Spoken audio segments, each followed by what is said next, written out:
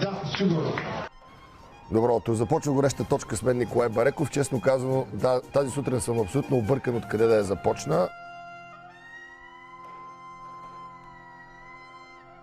Моето ниво е различно.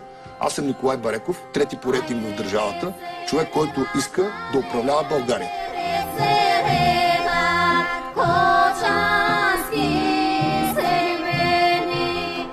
Здравейте, уважаеми зрители! Вие гледате предаването на Национална телевизия СКАТ за българската нация. Аз съм Костадин Костадинов и днес ще водим един, за разлика от досегашните ни разговори, 2000 years later. Създадох Възраждане, за да върна доброто име на българския патриот. За да изоблича отровните му двойници. За да докажа, че в България живеят можещи и умни хора.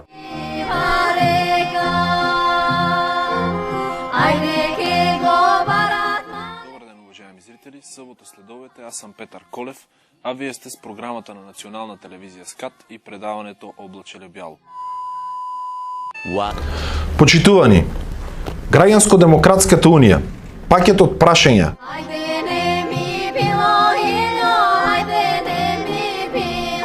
Добър вечер, господин Колев. Добре дошъл. Добър вечер на вас и на вашите зрители. Благодаря за поканата.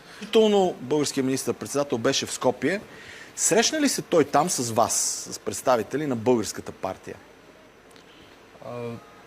Първо, бих искал да изразя удоволствието и удовлетворението на всички граждани на Република Северна Македония.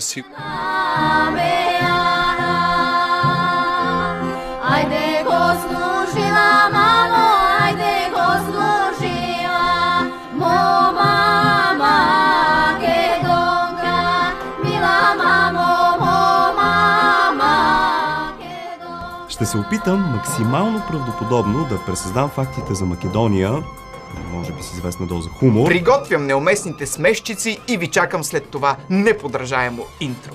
Време е да си поговорим за Македония.